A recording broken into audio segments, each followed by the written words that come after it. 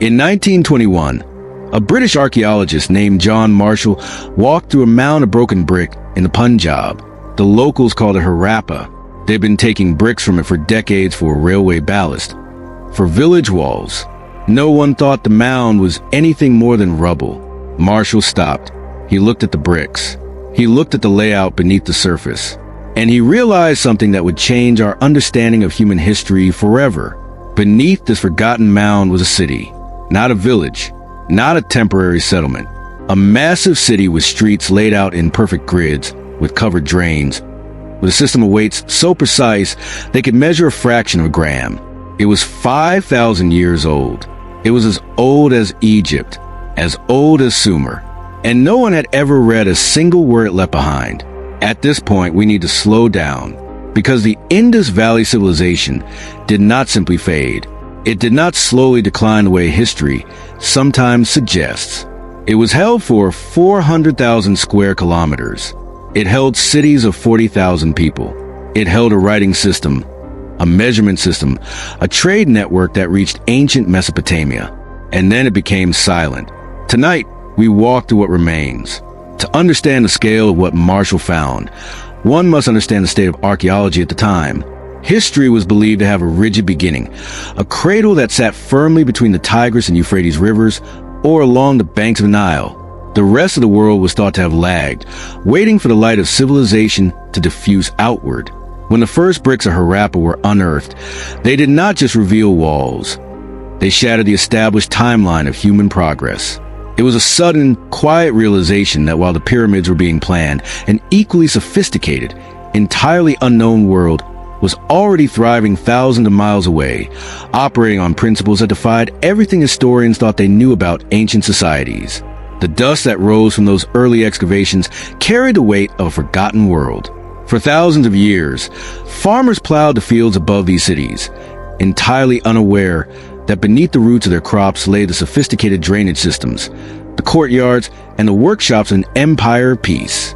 The silence of the landscape was misleading.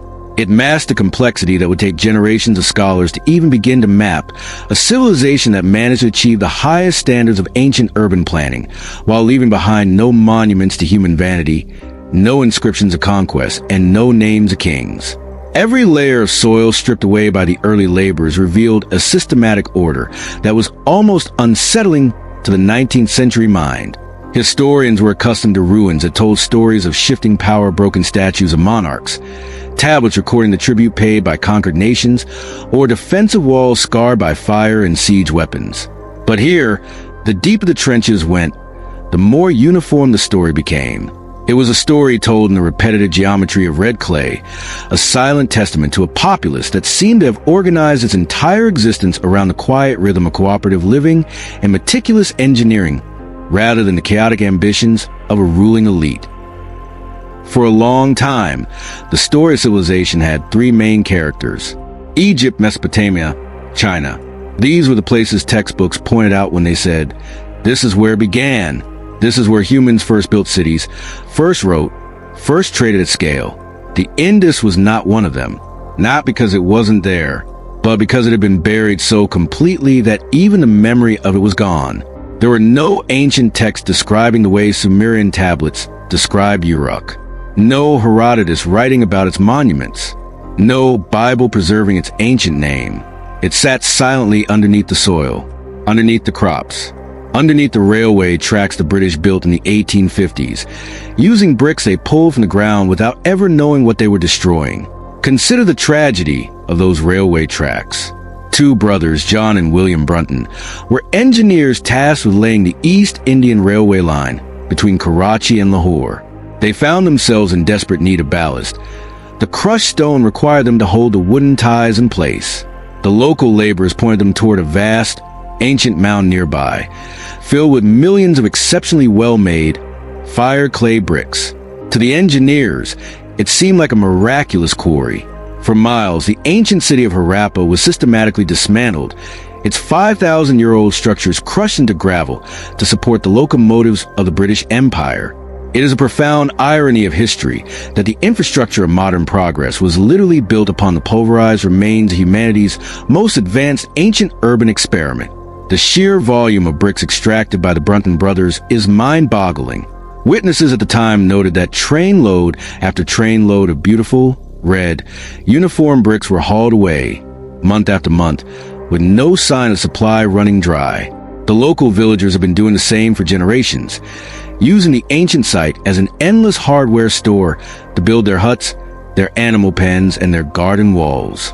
Yet, despite this massive, prolonged pillaging, the mound was so vast that when archaeologists finally arrived decades later, they found that only the upper crust of the metropolis had been disturbed. The true core of the city remained safely locked away in the deeper strata of the earth. When John Marshall began the formal excavation in 1921, he found something no one expected. Not chaotic ruins, not random fragments. A planned city. Harappa had main streets that ran perfectly north-south, cross streets that ran east-west. The blocks they formed were completely consistent, the same size, the same proportions. This was not a city that grew organically, the way ancient cities usually do, with paths turning into roads and huts becoming houses. This was a city that was designed before a single brick was laid. 5 years later, for 100 miles south, another site was excavated, Mohenjo-Daro, the Mound of the Dead, and it was the same grid, the same drainage, the same brick proportions, the same system of measurement. Two massive cities, 400 miles apart, built to the exact same master plan. This was a civilization that thought. That plan, that is built according to a shared, grand idea of what an urban society should be.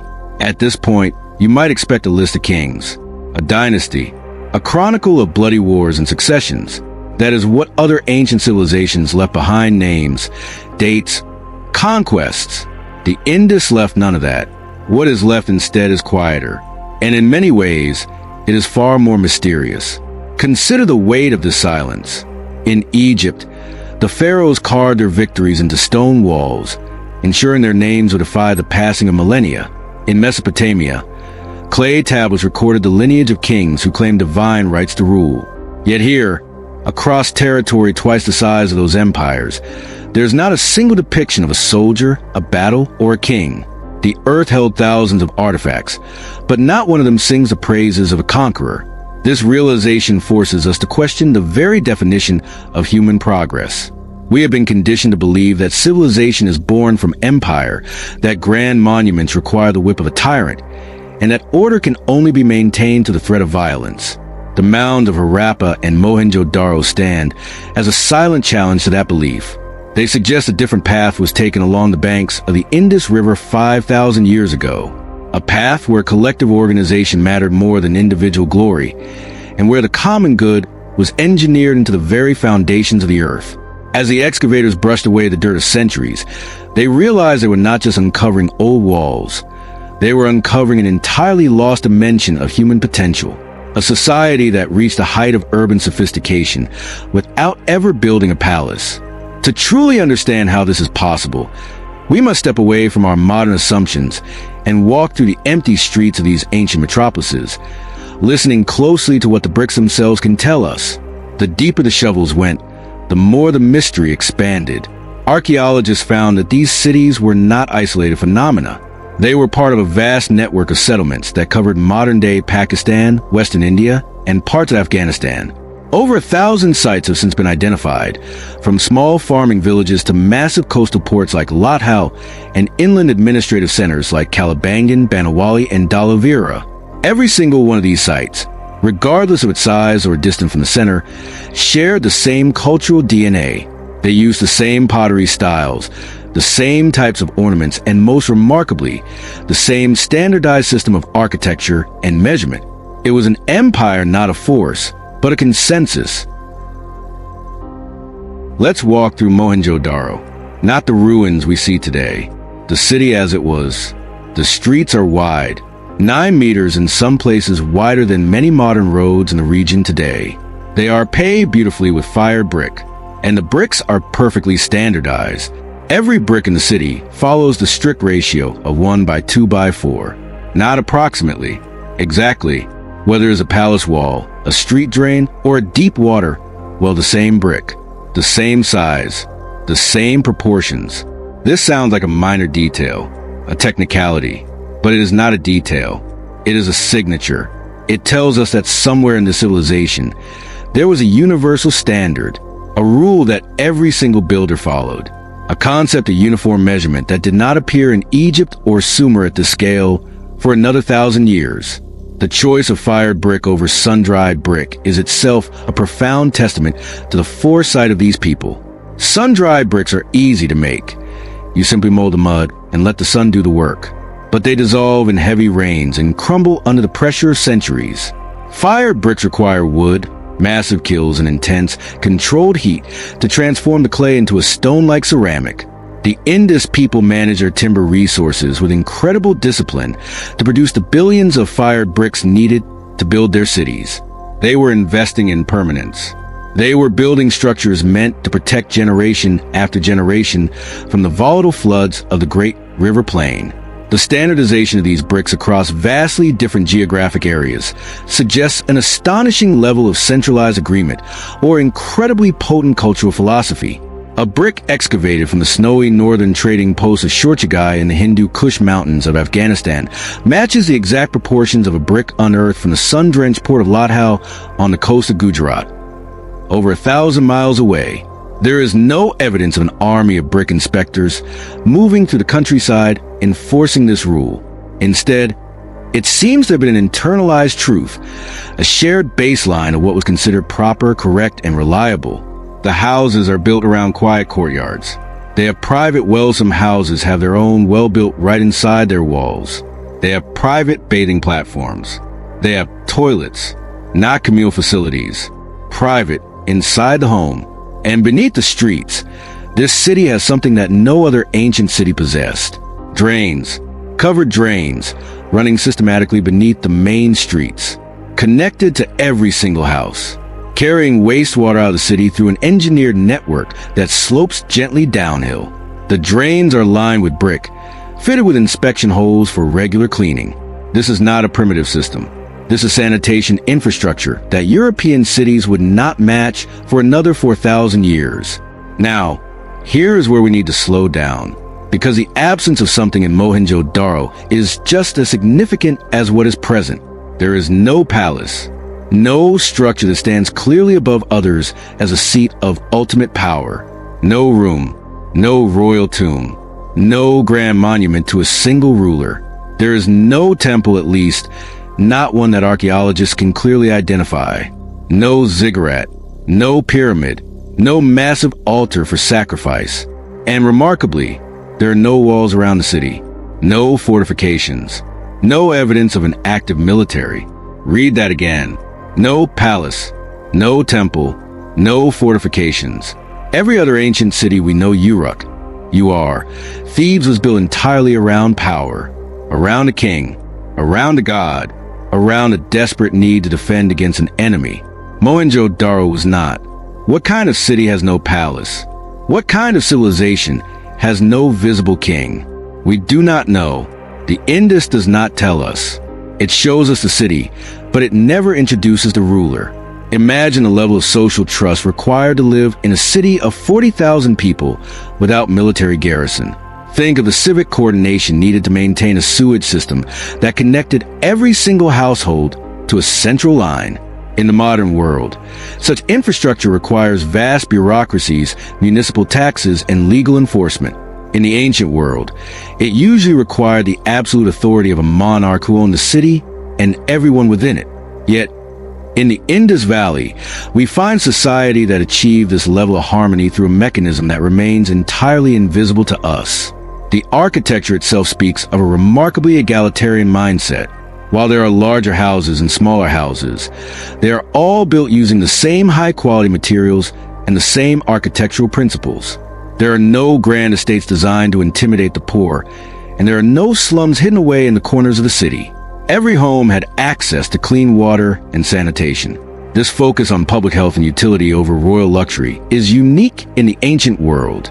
It reveals a person who valued cleanliness, comfort, and order above the manifestation of raw power. Consider also the clever layout of the residential quarters. The windows and doors of the houses do not open onto the bustling main streets. Instead, they face inward toward quiet, narrow alleys. This design choice provided families with absolute privacy and insulated them from the noise, dust, and commotion of urban commerce. The walls were thick, acting as natural insulation against the brutal summer heat of the plains. The roofs were flat, likely serving as additional living spaces where families could sleep under the cool starlight of the desert nights. Every detail of these homes was centered around human well-being, tranquility, and domestic comfort. There is, however, one structure that stands out. It is called the Great Bath, a large rectangular pool lined with a thick layer of bitumen to make it completely waterproof, with wide steps leading down into the water on two sides. It sits on a raised platform.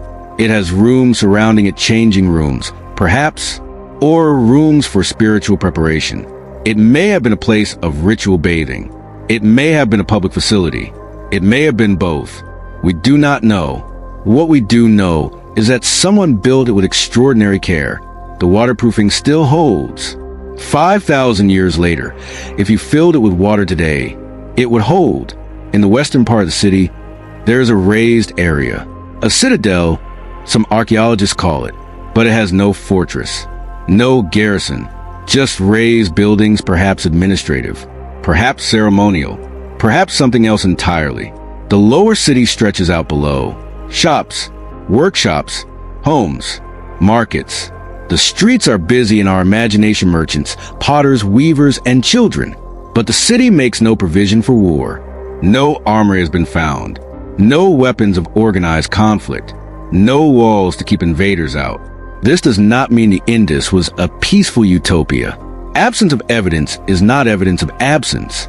But it means that war, at least the kind that leaves massive fortifications and royal arsenals, was not the organizing principle of the civilization the way it was for others.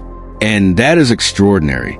Let us stand at the edge of the Great Bath and consider its engineering. The pool is nestled within a complex of thick brick walls, accessible via a network of carefully controlled entryways.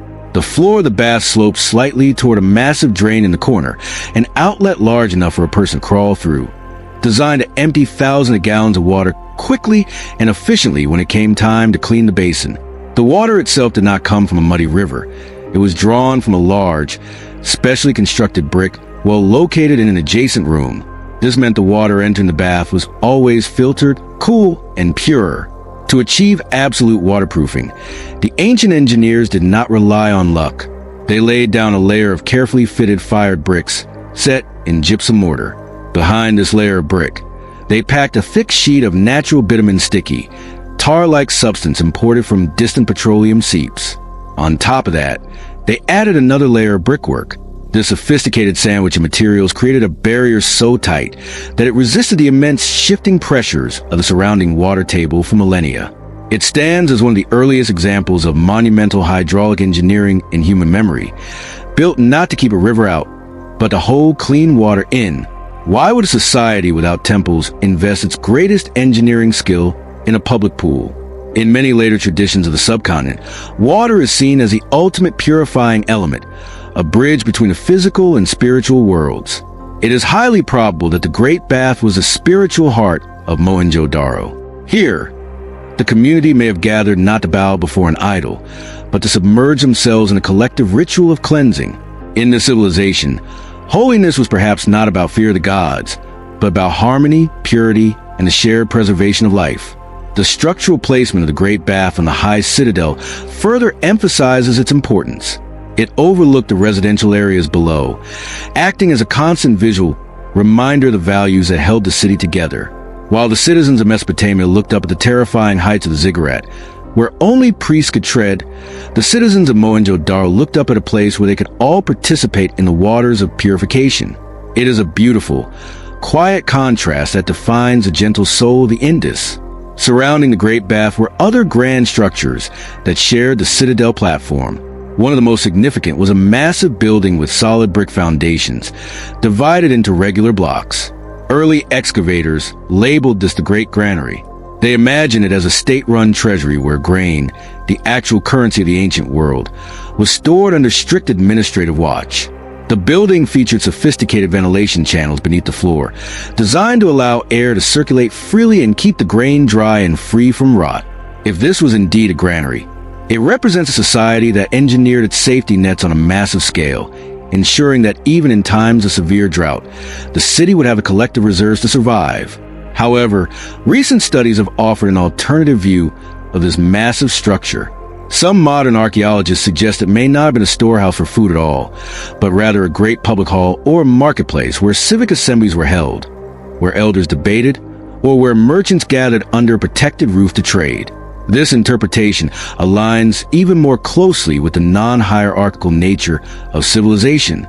It transforms the citadel from a cold, administrative fortress into a vibrant civic center, a place dedicated to the shared social and economic life of the entire community. To understand how these cities breathed, we must zoom out and look at the vast, dynamic landscape that sustained them. The Indus Valley civilization was not confined to a single riverbank. It was a civilization born of an intricate network of waterways that crisscrossed the vast alluvial plains of northwestern India and Pakistan. The most famous of these is the Indus River itself, a majestic, wild torrent that carries the melted snows of the Himalayas down to the Arabian Sea. But there was another river system, equally vital, that has since vanished from the face of the earth, the ancient Gagra River. For centuries, this lost river ran parallel to the Indus, creating a massive, fertile valley that was independent of the main Indus Channel. Today, its dry, empty bed can only be traced through satellite imagery and geological surveys, a long ghost ribbon cutting to the sands of the Thar Desert. But 5,000 years ago, this was a permanent, flowing lifeline. It fed hundreds of settlements, turning what is now a barren wasteland into a lush, green agricultural heartland. It was along this forgotten river that some of the largest Indus sites, like Rakagari and Ganarwala, were built. The management of these twin river systems required an unprecedented level of agricultural sophistication. The Indus plains did not receive regular, predictable rainfall. Instead, they depend entirely on the annual summer floods triggered by the melting mountain snows and the monsoon rains. When the waters rose, they did not just bring destruction. They brought millions of tons of rich, fertile silt, blanketing the fields in a natural fertilizer that was perfect for farming. The Indus farmers did not build massive, rigid dams to fight these floods. Instead, they practiced a philosophy of elegant cooperation. They waited for floodwater to recede, leaving the soil soft, wet, and deeply nourished. Then, without needing heavy plows that would disrupt the delicate soil structure, they sowed their seeds directly into the mud wheat, barley, peas, lentils, and mustard. They were masters of flood recession agriculture, a technique that yielded immense food surpluses with a minimal expenditure of destructive force.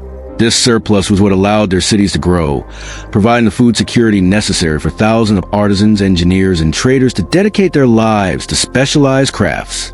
The rivers were also the highways of civilization. The Indus people did not maintain a network of paved stone roads to connect their distant cities. They used the natural current of the waterways. Flat-bottomed wooden boats, stacked high with timber, grain, and pottery, glided effortlessly down the channels. Moving goods from the northern hills to the southern coast in a fraction of the time it would have taken a wheel cart to cross the difficult terrain. The river was their mother, their market, and their road a living presence that shaped every aspect of their daily rhythm. Let us talk about what they made. The Indus people were extraordinary craftsmen. Their pottery is thin-walled, elegant, decorated with precise geometric patterns and the quiet figures of animals, bulls, fish, and birds. Their beads are made from deep red carnelian, from blue lapis lazuli, from gold. They even developed a technique for etching carnelian with beautiful white patterns, a complex chemical process that required advanced knowledge of alkalis and kiln temperatures. No one else in the ancient world could replicate this. They worked copper. They worked bronze. They made fine tool saws, drills, hooks, razors. They made ornaments with bangles, rings, necklaces, and they made toys. Small terracotta carts with movable wheels, animal figurines, whistles shaped like tiny birds. Toys are important. They tell us that children were taught, that someone sat down and carefully carved a small cart with wheels that turned, simply because a child would enjoy it. There's something deeply human in that. something that the broad, violent strokes of mainstream history often miss. When we examine these small objects, we glimpse the warmth of daily life within the brick walls. We see a father or a mother teaching a child how to pull a miniature clay oxen across the courtyard floor. We hear the sound of a clay bird whistling echoing through the streets. These are not the artifacts of society consumed by the anxiety of war or the vanity of rulers. These are the artifacts of a stable, secure, and deeply nurturing culture. The sophistication of their metallurgical skills is equally breathtaking. They practice a lost wax casting method to create intricate bronze figures, a technique that requires an immense understanding of heat control and material properties. Yet, their metalwork was rarely used to create weapons of aggression. We find copper knives, spears, and arrowheads, but they are thin and lacks the structural reinforcement found in the weapons of contemporary Egypt or Mesopotamia. They were tools designed for hunting wild animals or for processing materials, not for slaughtering fellow human beings. Even their utility items, like the weights used in trade, were crafted with artistic precision, made of polished chert. These weights were shaped into perfect cubes. They followed a highly organized binary and decimal system, standardized across thousands of miles. A merchant in the far north used the exact same cube of chert as a merchant on the southern coast. This level of commercial honesty and material uniformity tells us that their craftsmanship was always bound to a sense of societal ethics. They did not just make things beautiful, they made them true. Let us pause to look at the cherts themselves. They begin at fractions of a gram and increase in predictable geometric progression: 1, 2, 4, 8, 16, 32, 64. The weight of 16 was a baseline unit, weighing roughly 13.7 grams. These weights were so meticulously manufactured that variations across different cities, separated by a month's journey, are completely negligible. In an era where kings and other lands regularly cheated their subjects by altering royal weights to collect higher taxes, the Indus Valley maintained an absolute, unbending standard of commercial honesty. This uniformity did not require an army of inspectors. It was embedded in the culture, a shared commitment of fairness that formed the backbone of their entire economic prosperity. The specialization of their craft workshops was intensely localized yet globally integrated. In sites like Shanidaro, archaeologists found what can only be described as an ancient manufacturing town, an entire settlement dedicated almost exclusively to production of beads, seals, and toys. The artisans there used microscopic bronze drills to pierce holes through tiny carnelian stone drills so fine that modern engineers have struggled to replicate their precision without modern electrical tools. These beads were not made for local consumption alone. They were packed into specialized leather pouches and sent down the river to the coastal ports, destined for the elite markets of foreign kingdoms across the sea. And then there's the dancing girl. A small bronze figurine, only about 4 inches tall. A young woman, her arm covered entirely in bangles, her head tilted back slightly, her hand resting confidently on her hip. She is expressive. She is alive. She is not a terrifying deity. She looks like someone who existed. Someone who danced in a sunny courtyard 5,000 years ago. She was found in Mohenjo-Daro. She is one of the most famous artifacts of industry. And she tells us something that statistics cannot, that this was a culture with art, with gestures, with rhythm, with the impulse to capture a fleeting moment of human movement in metal and hold it still forever. When you look closely at her form, you notice the subtle genius of the craftsman who cast her. She is long-limbed, her posture relaxed yet filled with undeniable energy. She stands with defiance that contrasts sharply with the rigid, stylized statues of contemporary Egypt or Sumer, where figures are frozen in eternal servitude to gods or monarchs. The dancing girl belongs to no master. She is adorned not with royal jewels, but with heavy bangles made of bone or shell, stacked along her left arm from wrist to shoulder, a style that can still be seen in the traditional attire of women in the desert regions of Sindh and Gujarat today. This continuity of ornament bridges a gap of 50 centuries. It suggests that while the structures of the state dissolved, the artistic soul of the people survived. The bronze figure is a testament to a society that celebrated individual expression, physical grace, and the joy of the present moment.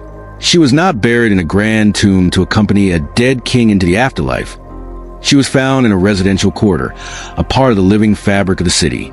She reminds us that the Indus Valley was not just a collection of perfectly engineered brick boxes, but a place where music, movement, and creative expression filled the air of the courtyards. Contrast her with another famous piece of art recovered from the same ruins, the stone bust known as the Priest King. This sculpture depicts a bearded man with low, contemplative eyes, his shoulders wrapped in a beautifully carved robe decorated with trefoil patterns. His hair is neatly combed, held in place by a woven diadem.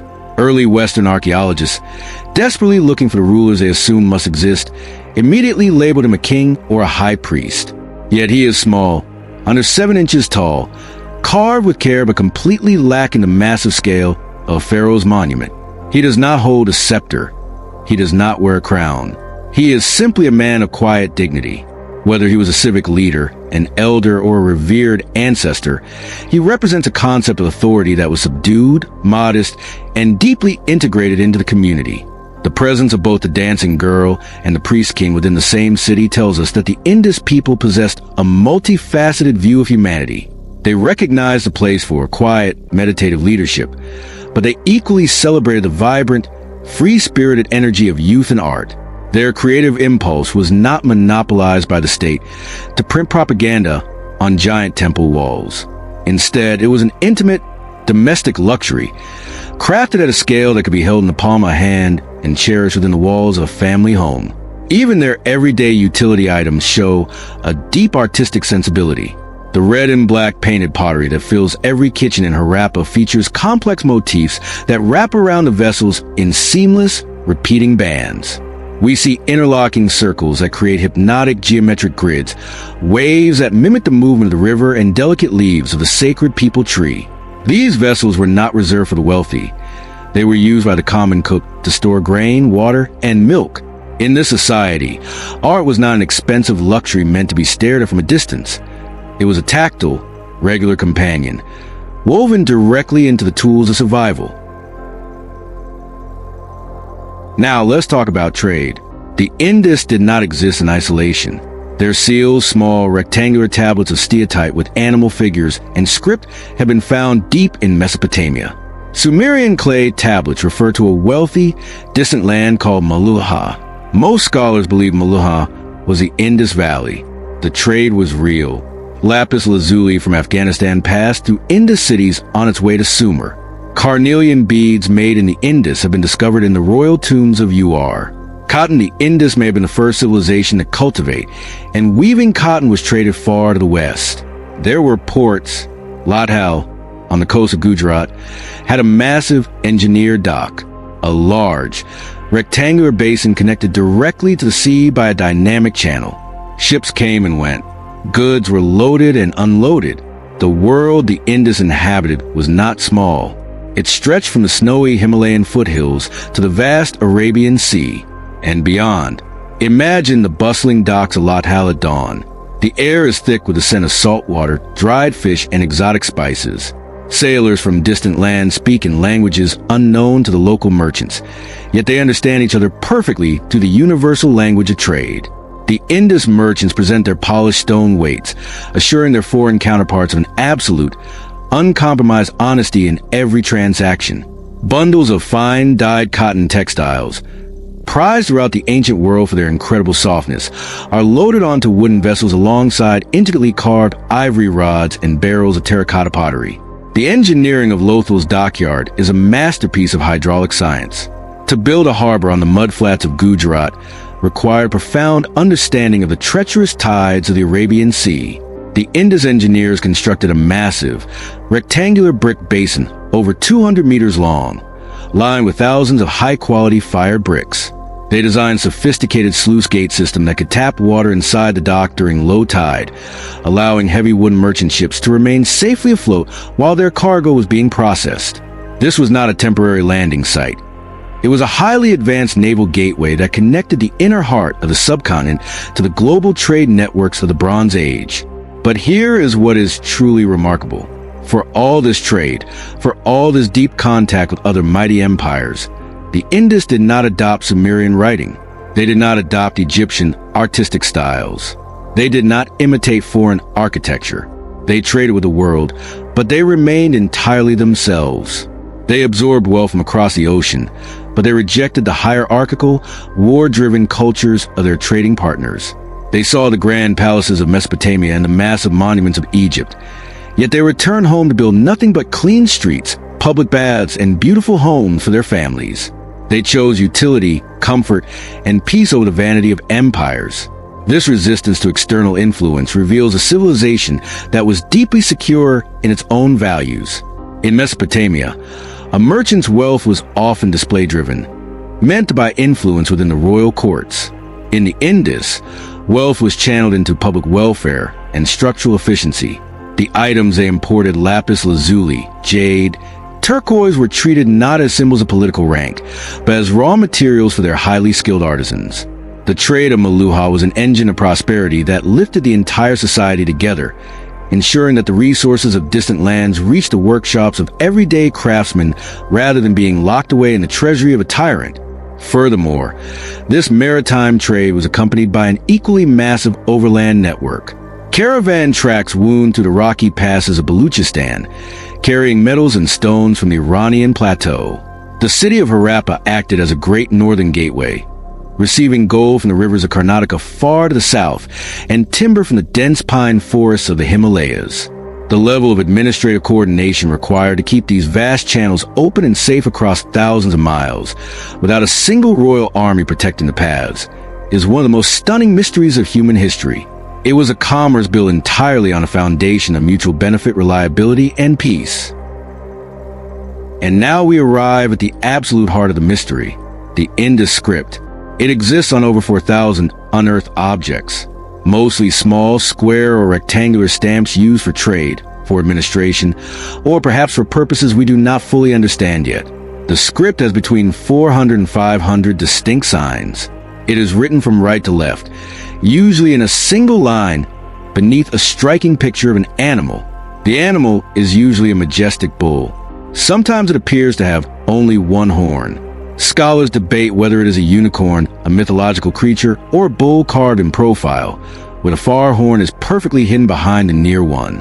Animals are always strong, always looking forward to the horizon, and beneath it lies the script. This script has been studied for over a century by some of the greatest minds in linguistics, by computer scientists using advanced statistical analysis, by archaeologists comparing it to every known ancient writing system: Sumerian cuneiform, Egyptian hieroglyphs, Chinese oracle bones. And yet, no one has ever read it. The methodology of the scribes who carved these seals was incredibly deliberate. They used soft steatite stone, carving the characters and animals in reverse. Once the carving was complete, the seal was coated in a special alkali glaze and baked in a high-temperature kiln. This chemical reaction transformed the soft stone into a beautiful white, ultra-hard ceramic capable of pressing crisp, identical impressions into soft clay tags again. These clay tags, known as bulla, were attached to bundles of merchant goods to secure them against tampering. When a merchant in Babylon broke open a bale of cotton and saw the sharp impression of an Indus unicorn seal, he knew the cargo had arrived untouched directly from the banks of the far river. This is not for lack of trying. There have been hundreds of claimed decipherments. Each one has been systematically rejected by the scientific community. The problem is fundamental. We do not have a Rosetta Stone. We do not have a bilingual text. We do not have a known language on one side and the Indus script on the other. Without that, any decipherment is essentially a guess. Some scholars argue that the script is not written at all, that is a system of symbols like heraldry or modern road signs that convey ownership or meaning, but not spoken language, that identifies merchants or commodities or regions without encoding grammar or sentences. Other scholars completely disagree. They point to the strict regularity of the sign sequences, to the way certain signs always appear together, the exact way words do in real speech, to the statistical properties that match known writing systems, not symbol systems. The debate remains completely unresolved.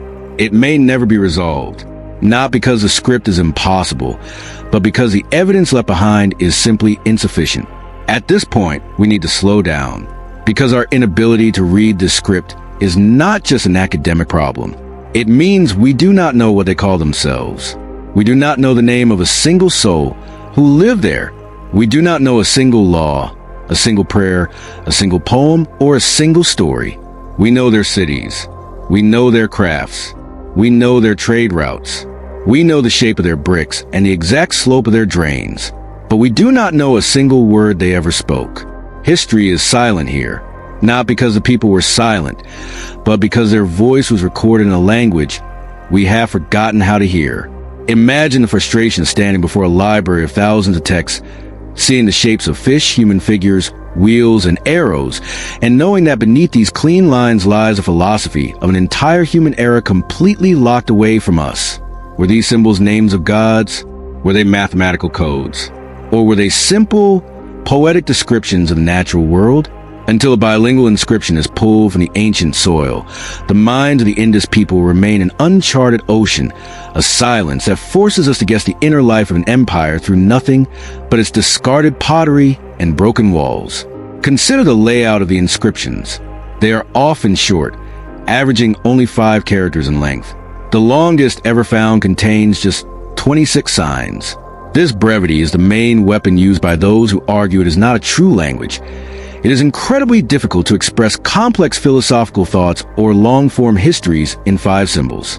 But if it was a highly compressed code system where a single symbol represented an entire clan, an entire city, or an entire commercial contract, then those 5 signs would speak volumes to anyone who knew the key. To the ancient world, those small squares of stone were keys to immense wealth, certificates of trust that bypass the need for written treaties and massive legal armies. And then, around 1900 BC, the Indus civilization began to unravel, not suddenly, not in a dramatic flash of fire or a catastrophic flood. Slowly, the way a great river changes its course not in a single dramatic moment, but over decades, over centuries, until one day you wake up and realize the water is somewhere else entirely. The cities were slowly abandoned. Mohenjo-daro, Harappa, one by one, the great urban centers emptied out. The meticulous brickwork stopped. The drains fell into disrepair. The trade routes shifted. The seals stopped being carved. The script, whatever it said, fell silent. Why? There are theories. Many theories. 1. Climate change. The monsoon patterns shifted. The region became significantly drier. The rivers that fed the cities changed course or diminished. The Gagarhakra River, possibly the ancient Sarasvati mentioned in the oldest texts, dried up entirely. Without water, agriculture fails. Without agriculture, cities cannot feed themselves. Imagine the slow panic that must have settled into the hearts of the citizens as year after year, the seasonal floods grew weaker. The fields that once produced a surplus of wheat and barley began to dry out, turning into cracked, barren earth. The massive granaries, once filled to brim to secure the city against hardship, gradually became empty rooms of dust. The loss of the Gagarhakra River was a geopolitical catastrophe of unprecedented scale. Satellite imagery in the modern era has traced the dry, fossilized ghost bed of this massive river system, showing that it was once over several miles wide, lined with hundreds of Indus settlements. When tectonic movements or climatic shifts diverted its glacier-fed tributaries into Ganges and Indus systems, the Gagarhakra literally starved to death. A vast ribbon of green agricultural paradise was transformed over generations into the harsh, hyper-arid expanse of the Khalistan and Nar deserts. Entire populations were forced to pack up their belongings and walk away from their ancestral homes, abandoned to the encroaching sands. 2. Tectonic activity. The Indus region sits on highly active geological fault zones. Shifts in the earth may have rerouted major rivers, raised coastlines, or disrupted the delicate balance between land and water. A river that changed course by even a few miles could leave an entire metropolis stranded in the desert, cut off from its lifeline. Conversely, it could cause massive, repetitive flooding that destroyed the delicate system of canals and agricultural infrastructure beyond repair. The citizens did not have an army to fight this enemy. You cannot fight the changing geography of the earth. 3. A collapse in global trade. Mesopotamia was going through its own violent disruptions. The trade routes that connected the Indus to the wider world were weakening. Without trade, the economic system that supported the cities may have collapsed. The specialized workshops that produce carnelian beads and bronze ornaments found their warehouses piling up with goods that no one across the sea could afford to buy anymore. The international market that had sustained their middle-class prosperity evaporated, forcing families to abandon specialized urban labor and return to basic survival agriculture. 4. Internal collapse, disease, social disruption, overuse of local resources. A civilization that did not centralize its power may also have been completely unable to coordinate a unified response to a massive environmental crisis. When the system began to fail, the invisible mechanisms of social trust that had maintained the drains and the standardized weights for 700 years finally broke down. People began to look out for their immediate families, rather than the city. The late layers of Mohenjo-Daro show a sad, visible decline in civic pride. Crude walls are built cutting through older, spacious streets, and the pristine drainage channels are neglected, choked with garbage and silt. The dream of perfect order was dying, as the municipal systems failed. Public health must have deteriorated rapidly. The covered drains, once the pride of the metropolis, became stagnant pools of breeding ground for mosquitoes and bacteria. Skeletons from the terminal layers of Mohenjo-Daro show a significant increase in signs of anemia and infectious diseases like malaria. The citizens were not being killed by walls falling or enemies charging to the gates. They were being worn down by the invisible, exhausting friction of a collapsing infrastructure. The city was no longer a machine for clean, comfortable living. It had become an unsustainable trap. But here is what is most striking about the decline of the industry. It did not leave behind a thick layer of ash. It did not leave evidence of a violent invasion. It did not leave mass graves or the shattered skeletons of soldiers. This matters, because for decades, the dominant theory was that the Indus was violently destroyed by an invasion of Aryan peoples from the north. This theory, proposed in the early 20th century, was based on the simple idea that such an advanced civilization must have been brought down by an outside military force because the alternative, that it collapsed on its own, was somehow less dramatic.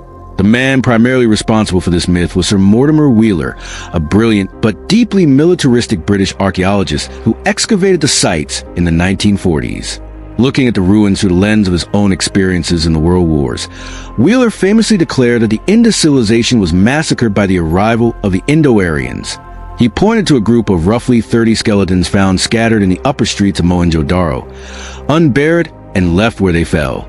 He quoted ancient religious texts that praised Indra, the god of destruction, as a Purandare destroyer of walled cities. With a dramatic stroke of his pen, Wheeler closed the book on the Indus, stating that Indra stands accused of the destruction of this great civilization. Modern archaeology has completely rejected this theory. When scientists re-examined those famous skeletons using modern forensic tools, they found no wounds caused by weapons. There were no sword marks, no embedded arrowheads, no signs of trauma that indicated a violent death or final battle. Furthermore, these bodies were not buried all at once in a single day of slaughter. They belonged to completely different chronological layers, separated by decades and centuries. They were simply ordinary people who had died of natural causes or epidemic diseases during the slow twilight of the city, buried within the changing, decaying layout of a collapsing urban center. There are no burned cities, no weapons of conquest, no sudden break in the material culture. What there is instead is a slow fading, a civilization that did not fall. It dissolved, and that, in its own way, is far more unsettling than any bloody invasion, because it means that a civilization of this scale, this sophistication, this brilliance can end not with a dramatic blow, but with a quiet whisper. It reminds us that our greatest human achievements are entirely fragile, bound to the patience of climate and the delicate balance of the natural world. The collapse of the Aryan invasion myth forces us to look at our own historical biases. We are fascinated by the end of empires through war. We build monuments to battles. We memorize the dates of sackings and conquests. But the Indus tells a story that we find harder to process. The story of an ecological tragedy. It shows us that a society can be perfectly peaceful, incredibly wealthy and structurally flawless, yet still fall victim to the slow, silent movements of the earth. The desert sands did not conquer them with swords. They simply outlasted them. It also reveals the limitations of reading history purely through later mythological texts. Wheeler tried to turn a poetic religious memory into a literal war report, forcing the physical ruins to fit a preconceived literary narrative. When we remove that violent filter, the ruins become something far more profound. They show us people who, when confronted with the irreversible drying of their lands, did not go to war with their neighbors over the remaining resources. They did not build fortresses to hoard what was left. Instead, they made a collective decision to adapt, to dismantle their grand urban centers, and to walk away into a new future. Did the Indus disappear entirely? No, that is the quiet answer, the one that does not make for sensational headlines. The people did not vanish into thin air. Civilization as an organized system, the cities, the script, the global trade networks dissolved. But the people simply moved. They migrated eastward, southward, into the fertile Ganges basin, into Gujarat, into peninsular interior, and they carried their culture with them.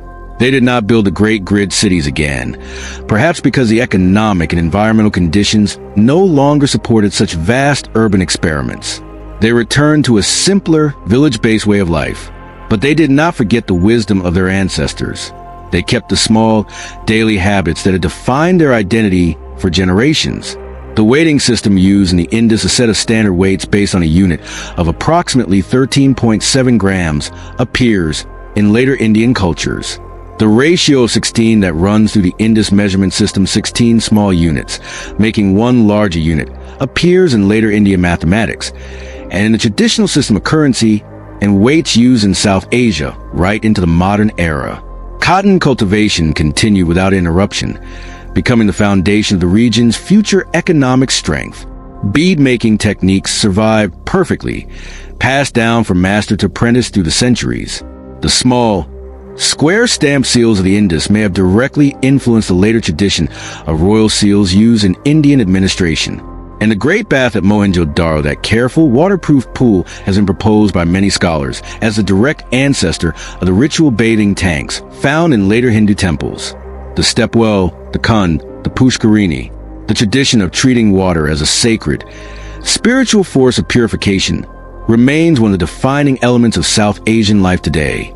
When you see millions of people gathering at the banks of a river to bathe, to cleanse their spirits, and to connect with the divine, you are looking at an echo that might have begun at the Great Bath of Mohenjo-daro 5,000 years ago.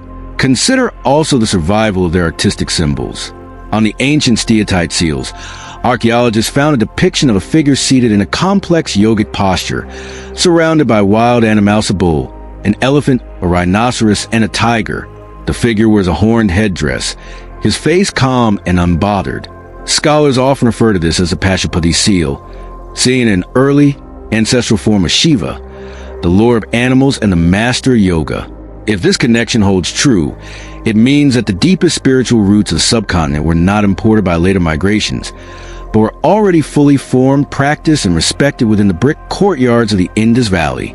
The very pottery wheels that spin in the villages of Sindh and Punjab today follow the exact structural physics and design ratios that were perfected by the potters of Harappa. The terracotta bangles worn by women in rural communities match the fragments littering the museum shelves. The continuity is not political. It is biological and domestic. Empires rise and fall. Codes are forgotten and cities are swallowed by the sand. But the quiet, beautiful rhythms of daily life, the way a mother puts a child to sleep, the way a craftsman shapes a lump of clay, the way water is drawn from a well defy the passing of time, carrying the ghost of the Indus forward into the modern world. Look even at the traditional ox carts still used by farmers across the Indus Basin today. The width of the wooden axle, the design of the solid clay or timber wheels, and the exact balance of the chassis match the terracotta toy models found in the deepest trenches of Mohenjo-daro. For 5 millennia, through the arrival of empires, foreign religions, modern technologies, and industrial revolutions, the basic tool used to haul harvest in the field of the village has remained entirely unchanged. It is a stubborn, silent survival that proves that the utility of the Indus was so perfect that time itself could find no reason to replace it. As we look across the vast expanse of the civilization, a fundamental question remains. How did they do it? How did they manage to govern an area larger than Western Europe? containing dozens of major cities and hundreds of thousands of people. 7 centuries without a visible military, without a king, and without weapons of war. The modern mind, conditioned by centuries of political philosophy that links order to state violence, struggles to find an answer. We assume that without a police force or a royal army, society must inevitably collapse into chaotic violence. Yet the Indus stands as a giant, empirical proof that another way is possible. Some scholars suggest that their unity was maintained not by political power, but by an incredibly potent commercial ideology. In this view, trade was their religion. The standardized weights, the identical bricks, the shared symbols on the seals were not laws enforced by a tyrant. They were the essential components of a universal system of trust that allowed everyone to prosper. To break the standard was not to break a law, but to destroy the very trust that allowed your own family to eat. The market was not a chaotic arena of exploitation, but a highly disciplined, sacred collective agreement that bound the fisherman on the coast to the miner in the mountains. Others believe that society was structured around a complex network of corporate guilds or councils. Instead of a single king ruling from a palace, each quarter of the city may have been represented by a council of elders, merchants, or specialized craftsmen. These councils met in the great public halls of the citadel to negotiate infrastructure maintenance, trade policies, and resource distribution.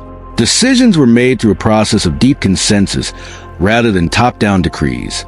This would explain why the public infrastructure, the drains, the wells, the granaries received the highest investment of labor and materials, while private homes remained uniform and modest. The state belonged to everyone, so wealth was spent on everything. This model of governance challenges the very core of how we write human history. We are taught to look at history as a ladder of progress. With the appearance of a powerful state, a standing army, and monumental palaces represents the transition from primitive tribes to advanced civilizations. The Indus suggests that this transition might actually be a distorted Iona path where human energy is hijacked by a small elite to build monuments to themselves, leaving most of the population to live in squalor. The Indus shows us a civilization that refused to take that turn. They applied their immense intellect, their mathematical brilliance, and their engineering genius directly to the quality of daily human life. In our modern world, as we grapple with the escalating costs of military conflict, the collapse of civic infrastructure, and the gathering threats of an unstable climate, the silent streets of Mohenjo-Daro speak to us with a sudden, urgent relevance. They remind us that the true measure of society's greatness is not the height of its monuments or the power of its weapons, but the cleanliness of its streets, the safety of its children, the honesty of its commerce, and its ability to live in harmony with the natural boundaries of the earth. The Indus was not a primitive precursor to history. It was an alternative future that we have yet to achieve. So, what do we carry away from this?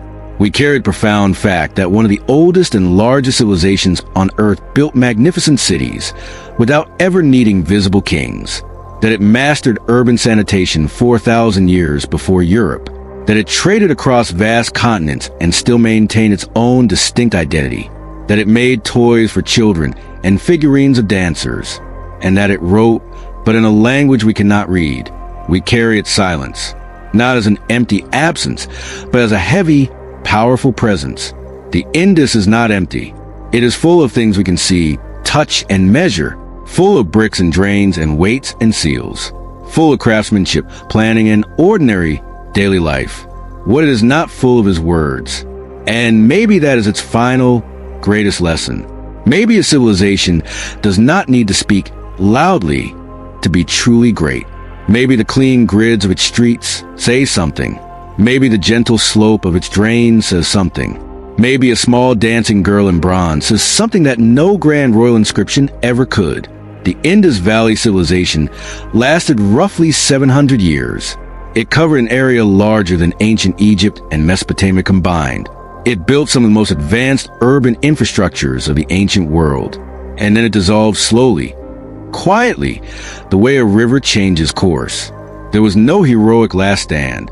No final apocalyptic battle, no dramatic collapse, just fading, a slow, gentle turning of the page, a civilization that stepped gracefully back into the earth it came from, leaving behind its bricks, its seals, and its everlasting silence. The night is quiet now. The ancient cities are quiet.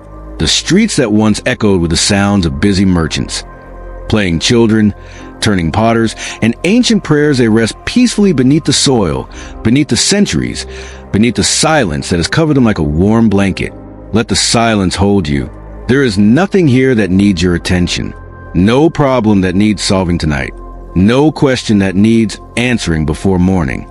The Indus has been patient for 5,000 years. It will wait for you. It will be here. Close your eyes. Let the stillness have you. The bricks will hold.